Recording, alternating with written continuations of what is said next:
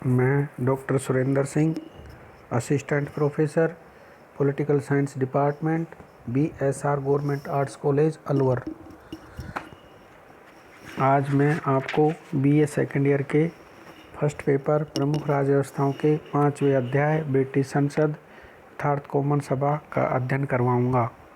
Dicey ने British संसद के बारे में लिखा है कि ब्रिटिश संसद वैधानिक रूप से इतनी शक्तिशाली है कि वह एक शिशु को प्रौढ़ घोषित कर सकती है और वह उचित समझे तो किसी व्यक्ति को अपने ही मामले में न्यायाधीश बना सकती है। सिद्धांत है, ब्रिटेन में संसद संप्रभु है। वह जैसा चाहे वैसा कानून बना सकती है, जिस ढंग से पसंद करे संविधान में संशोधन कर सकती है। न्यायालय उसके द्वारा निर्मित कानूनों को अवैध घोषित नहीं कर सकते।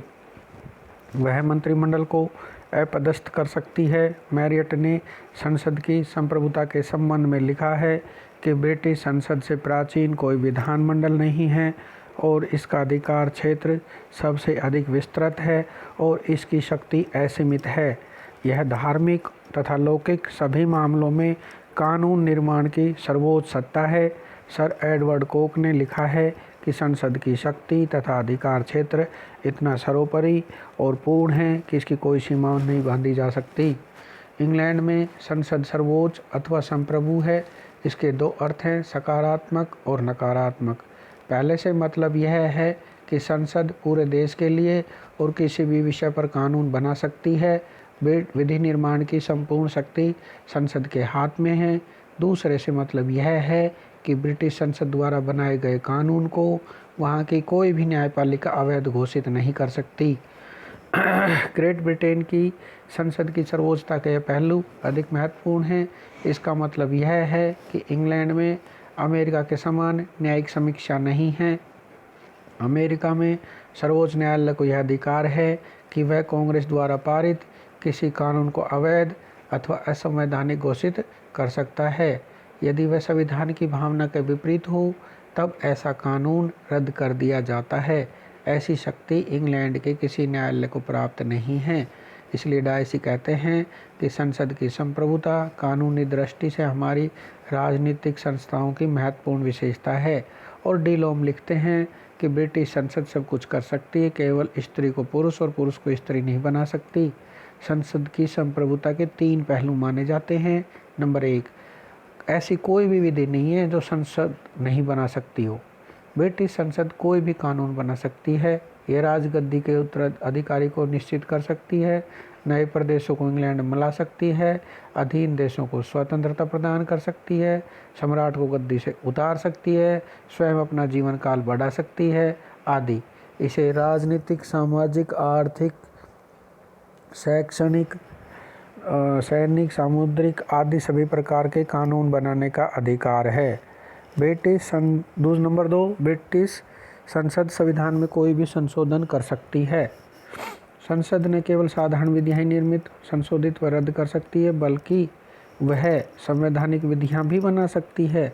वह संविधान में बड़े से बड़े संशोधन कर सकती है। वह पूरी शासन प्रणाली को बदल सकती है। जैसे यदि वह चाहे तो इंग्लैंड में राजतंत्र के स्थान पर गणतंत्र स्थापित कर सकती है। यह लोकसभा को भी समाप्त कर सकती है। नंबर 3, संसद की विधियां सर्वोच्च हैं, उन्हें अवैध घोषित नहीं किया जा सकता।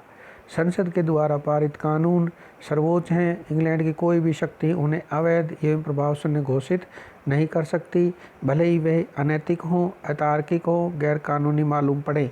केवल ब्रिटिश संसद ही स्वयं के द्वारा पारित कानूनों को परिवर्तित या रद्द कर सकती है। इस प्रकार हम देखते हैं कि ब्रिटिश संसद कानूनी दृष्टि से संप्रभु है। संसदीय संप्रभुता पर सीमाएं। वर्तमान समय में संसद की प्रतिष्ठा में पर्याप्त ह्रास हुआ है। संसद कैबिनेट के हाथों में कठपुतली बनती जा रही है। संसद की संप्रभुता एक कानूनी पहेली बन गई है। वह एक रबड़ की मोहर के तुल्य बनती जा रही है। रैमजे मोर ने लिखा है, मंत्रिमंडल की तानाशाही ने संसद की शक्ति और सम्मान को बहुत कम कर दिया है। ब्रिटिश कार्यपालिका संसद को भंग कर सकती है। कानून संसद द्वारा नहीं बनाए जाते, बल्कि कैबिनेट के नेतृत्व में बनते हैं। कैबिनेट जैसा चाहे वैसा बजट पारित करवा लेती है। संक्षेप में ब्रिटेन में संसद की शक्तियों के पतन के निम्नलिखित कारण हैं। नंबर 1, व्यक्तिवाद से समाजवाद में परिवर्तन। ब्रिटेन में समाजवादी राज्य की स्थापना की जा रही है। राष्ट्रीयकरण की प्रवृत्ति बढ़ रही है। राज्य अधिक से अधिक सामाजिक और लोक कल्याणकारी कार्य करने लगा है। फलस्वरूप देश का नेतृत्व मंत्रिमंडल के हाथ में आ गया है। नंबर 2, विस्तृत चुनाव क्षेत्र। इंग्लैंड में चुनाव क्षेत्र बड़े हैं। अब किसी उम्मीदवार के लिए संभव नहीं कि वह अपने सीमित साधनों से चुनाव जीत सके। जब कोई उम्मीदवार दलीय आधार पर चुनाव लड़ता है तो उसे दल के कड़े अनुशासन में बंधा रहना पड़ता है। इसलिए संसद के सदस्य अपनी स्वतंत्र इच्छा से कुछ भी नहीं कर सकते। सदस्यों को अपने दल के सचेतकों की इच्छा के अनुसार ही मतदान करना पड़ता है। नंबर 3, प्रदत्त विधायन। संसद की शक्ति के पतन का एक अन्य कारण प्रदत्त विधायन है। आज संसद द्वारा जो कानून पास किए जाते हैं उनका स्वरूप अस्थिपंजर के समान होता है। उनमें नियमों की एक मोटी रूपरेखा होती है। व्यापक अस्थिपंजर को विभाग या आदेश जारी करके रक्त मांस प्रदान करना संबंध विभागों का कार्य है। इसी को प्रदत्त विधायन कहते हैं। प्रदत्त विधायन की प्रथा ने मंत्रिमंडल की शक्तियों में बहुत अधिक वृद्धि कर दी है। इससे भी संसद की शक्तियों को धक्का पहुंचा है। वित्तीय नियंत्रण में पतन। मंत्रिमंडल ही वार्षिक बजट तैयार करता है और वित्त मंत्री इसे संसद में पेश करता है। और नियम यह है कि सदन बजट को उसी रूप में पास कर देता है जिस रूप में वह वित्त मंत्री द्वारा प्रस्तुत किया गया है। इससे संसद की स्थिति विकट हो गई है। नंबर 5, संसद की प्रक्रिया। संसद में जो विधेयक पेश होते हैं उनमें से अधिकतर सरकारी विधेयक होते हैं। सदन का अधिकतर समय इन्हीं पर विचार करने में लग जाता है। निजी सदस्यों के विधेयकों पर विचार करने के लिए सदन के पास कम समय रहता है। कंगारू समापन, गिलोटिन समापन इत्यादि के द्वारा सदन में शीघ्र वाद विवाद समाप्त किया जा सकता है। इससे निजी सदस्य की वाद विवाद की स्वतंत्रता पर आघात पहुंचा है क्योंकि उसको अब बोलने के लिए थोड़ा समय मिलता है। इस प्रकार वर्तमान में संसद की शक्ति पर्याप्त कम हुई है। जेनिंग्स इसलिए लिखते हैं कि अब व्यक्तिवाद के युग का अंत हो चुका है। आजकल प्रत्येक सरकार ऐसे विधेयक पेश करती है जिनको ग्लैडस्टोन तथा डिज़रायली समाजवादी बतलाते हैं और जिनसे कोबडन तथा मिल को दुख होता है। संसद की शक्तियों के पतन होने से उनकी संप्रभुता पर प्रभाव पड़ा है। संसद की संप्रभु शक्ति पर निम्नलिखित प्रतिबंध हैं। जनमत। संसद का निम्न सदन कॉमन सभा जनता द्वारा प्रत्यक्ष रूप से निर्वाचित होता है। ऐसी स्थिति में इसके द्वारा जनमत के विरुद्ध किसी भी विधि के निर्माण का साहस नहीं किया जा सकता। जनमत के उल्लंघन का मतलब संसद के लिए आत्मघात के तुल्य ही होता है। दूसरी बात है नैतिक बंधन।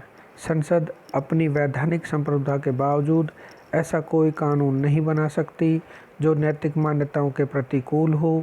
नंबर 3 है परंपराएं। ब्रिटिश राजनीतिक व्यवस्था में परंपराओं को महत्वपूर्ण स्थान प्राप्त है। संसद द्वारा ऐसे कोई कानून नहीं बनाया जा सकता जो सुव्यवस्थित परंपराओं के प्रतिकूल हो। यदि ऐसा किया गया तो जनता संसद के विरुद्ध हो जाएगी। यदि किसी परंपरा की उपयोगिता समाप्त हो जाती है तभी संसद कानून द्वारा उसमें रद्दोबदल कर सकती है। कानून का शासन। ब्रिटिश संसद कानून के शासन का उल्लंघन नहीं कर सकती। यदि संसद विधि के शासन का, जो ब्रिटिश शासन पद्धति का मूल आधार है, उल्लंघन करती है तो गंभीर जन प्रतिक्रिया होगी। 5 नंबर अंतर्राष्ट्रीय कानून। अंतर्राष्ट्रीय कानून द्वारा भी संसद की संप्रभुता सीमित होती है। जिस कानून को सभ्य राष्ट्रों की सहमति प्राप्त हो चुकी है उसे ब्रिटेन ने मान्यता दे दी। अतः ब्रिटिश संसद अंतर्राष्ट्रीय कानून के विरुद्ध भी किन्हीं नियमों का निर्माण नहीं कर सकती। उपर्युक्त विवेचन से हम इस निष्कर्ष पर पहुंचते हैं कि इंग्लैंड की संसद कानूनी दृष्टि से भले ही संप्रभु हो किंतु व्यवहार में उसकी संप्रभुता सीमित है। यह ब्रिटिश संविधान में सिद्धांत और व्यवहार के मध्यांतर का एक उदाहरण है। सिद्धांत में ब्रिटिश संसद संप्रभु है परंतु व्यवहार में नहीं। ब्रिटिश संसद की वास्तविक स्थिति। वस्तुतः ब्रिटेन में संसद देश और राजनीति का केंद्र है। संसदात्मक शासन प्रणाली होने के कारण सारे महत्वपूर्ण निर्णय संसद के मंच पर ही लिए जाते हैं। न्यायालय संसद के निर्णयों का पुनर्लोकन नहीं कर सकता। मंत्रिमंडल सामूहिक रूप से संसद के प्रति उत्तरदायी होता है। ब्रिटिश राष्ट्रीय जीवन से संसद का अभिन्न संबंध केंद्रीय शासन यंत्र के संचालन में इसका हाथ इत्यादि बातों ने इसे एक अद्वितीय स्थिति प्रदान कर दी है। Thank you.